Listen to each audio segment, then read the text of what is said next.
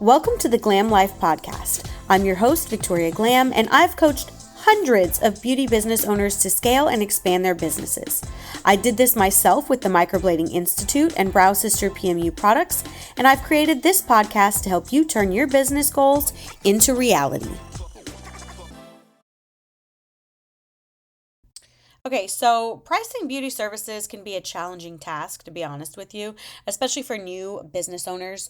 On one hand, you want to make sure that you're charging enough to cover your expenses, and you have to make sure that you make a profit. Otherwise, what is the point? On the other hand, you don't want to price yourself out of the market or alienate any potential clientele. Okay, so then how do you go about pricing your beauty services? Well, I have a few tips that we're going to discuss that I want you to consider. Number one, first and foremost, is truly what I just said. Consider your costs. So before you can set your prices, you need to know what it actually costs you to provide the services. So things like, I'm talking about like product cost. What does everything on your tray actually cost before you get started? Labor costs. Yeah, I'm talking about you. What is your time cost? What is your labor cost?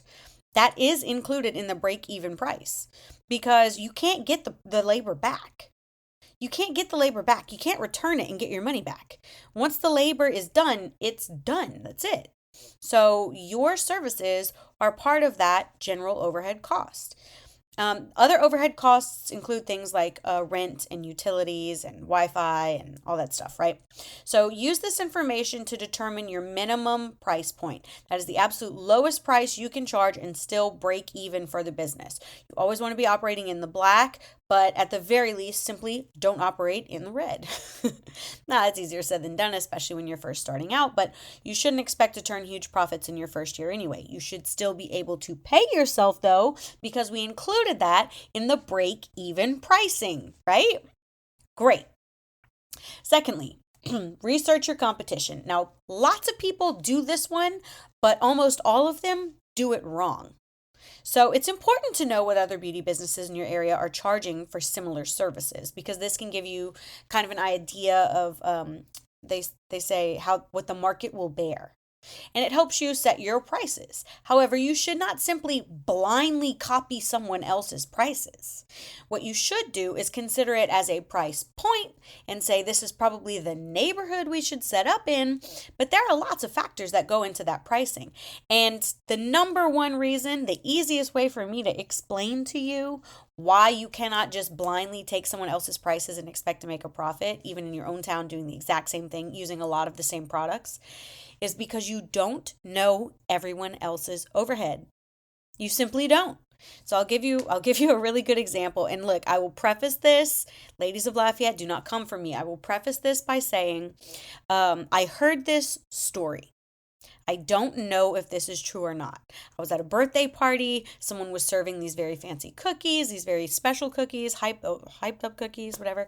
And a conversation began. So in my town, I believe during the COVID shutdown, a young girl in her teens, late teens, started her own company called Caroline's Cookies. Okay. Everybody in Lafayette knows exactly what Caroline's Cookies is. I don't know who Caroline is, but most young people know who Caroline is, whatever.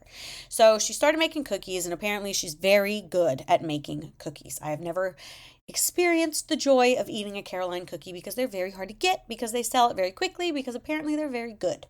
So here's this girl, very young girl. She's making cookies and she's selling them, and they're selling out every single day. She's dropping them like sneaker drops. She's posting on Instagram and people are fawning over them. They're fighting each other like moms with Tickle Me Elmo. Everybody wants Caroline and her damn cookies, okay?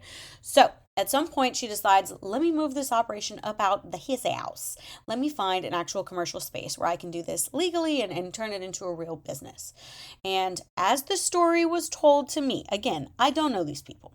I don't even know who Caroline is. I don't know her last name. I don't know how old she is. I don't know shit about these people. But this is what was told to me at a birthday party for a child where her cookies were being served. Someone said, well, she got that really nice space, and she's in a very nice part of town. And I happen to know firsthand because I know several people who have tried to rent there, and I've looked at the agreements with my own eyes.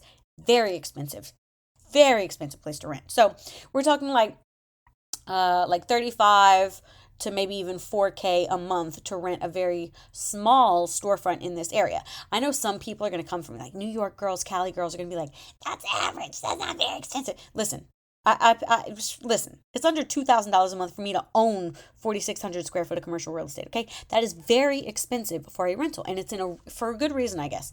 It's got it's on the corner of the two main roads in town. It's really beautiful. Supposedly, it's very well kept up. It's got a lot of nice place, affluent stores all around it. So that's a great price point. Whatever. But for cookies, are you slanging enough cookies to spend that much monthly? Well, the mom who's telling me this story at the birthday party, remember, says, yeah, but that's a sweetheart deal because her father and the man who owns that property are friends.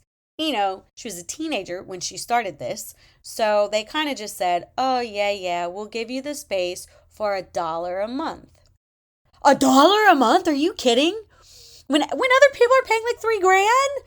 I'm not saying it's not fair to those people. Maybe they need better negotiation skills. That's a steal is what I'm saying. That's amazing. But let's say that I decided to move into the park right next door and also sell cookies. And I also sell absolutely delicious cookies. And I have a similar skill set. And I even do the Instagram drops, okay? Like the whole thing, right? Like, let's say I make as great of cookies and as amazing marketing as Miss Caroline, who has an amazing business model. And I'm not knocking in any way. Should I sell my cookies for the exact same price point as Caroline's? No, of course not. Because Caroline only has $1 in overhead. Everything else is in her break-even pricing, but her overhead itself, that big number that I'm going to have to break down every month with my cookies is simply not going to work. If I'm paying $3,500 a month, $4,000 a month, that's crazy. That's a lot of cookies. Now, look, I'll say it again. I have no idea if this is true. This is a rumor that I heard. I have no clue. I don't know this girl. So let me not speak on her specifically. I guess I could have given her a pseudonym, but I think it's crazier when you say the name because that just sounds unbelievable. That sounds absolutely unbelievable, isn't it? So this is why it's important to know your own numbers. Because if you blindly follow someone else's lead, you have no idea where they've been or where they're going. So the directions may not take you where you want to go. Researching your competition is important, but knowing your own numbers is very important. Next, I would say, third, think about the value of the item. So, in addition to considering your costs and the market rate, the going rate, it's also really important to think about the value that your services provide to customers. Are you offering a unique service or product that sets you apart from your competitors? If so, then you might be able to charge a higher price.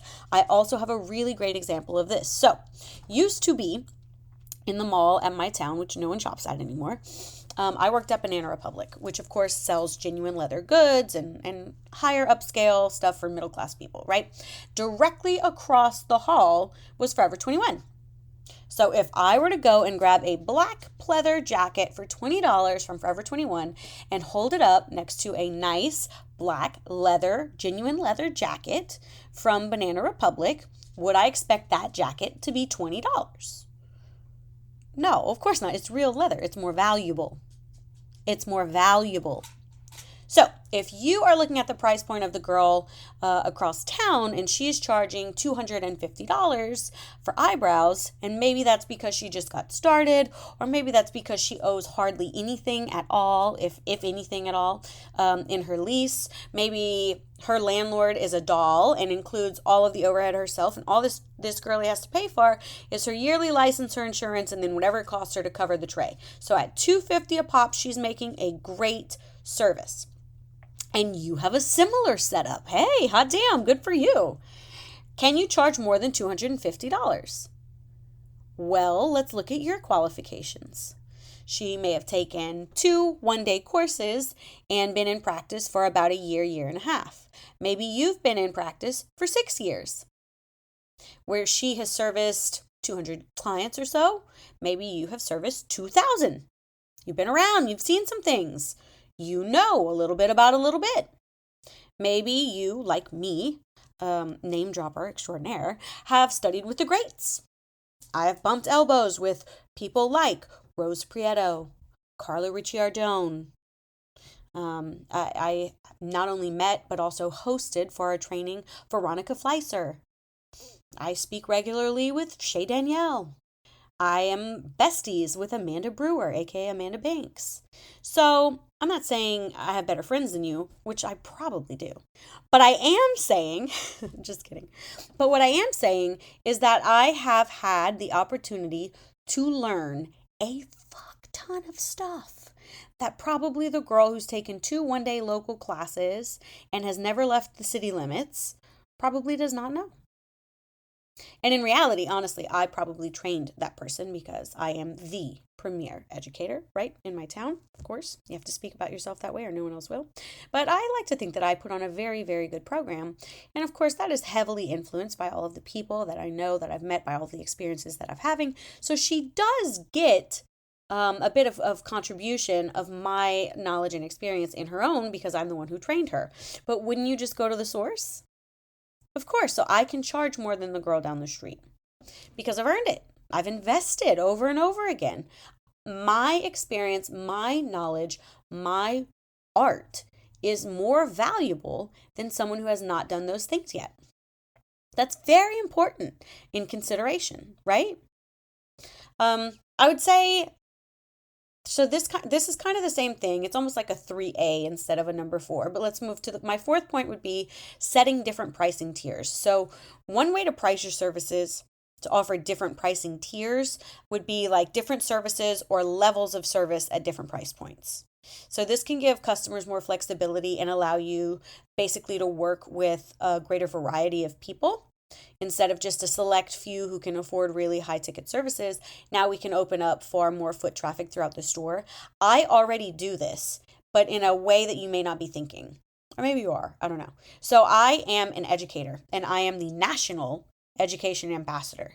And I speak, at conferences and I hang out with people who speak at conferences and I got all this knowledge, right? So I charge a lot of money. At least in my town, it's a lot of money. Where you live, it might not be a lot of money, whatever. I charge $650. I was charging that even before I became, I became national ambassador, before I started speaking at competitions. Likely I am due to increase my pricing to match my value. However, we are in the middle of a recession and I love my clients and I understand my market. So I will raise my my rates whenever it's, either pertinent or affordable to do so. But in the meantime, if 650 is still out of your price range, that's okay because I have also trained other artists who work underneath me. Now, let's not get this confused. I'm not talking about students and I'm not talking about apprentices. I'm talking about my elite team. So elite team means number 1, you're hired, you actually work here. Number 2, you're good enough that I would allow you to do my eyebrows. That is a criteria of being an elite team member.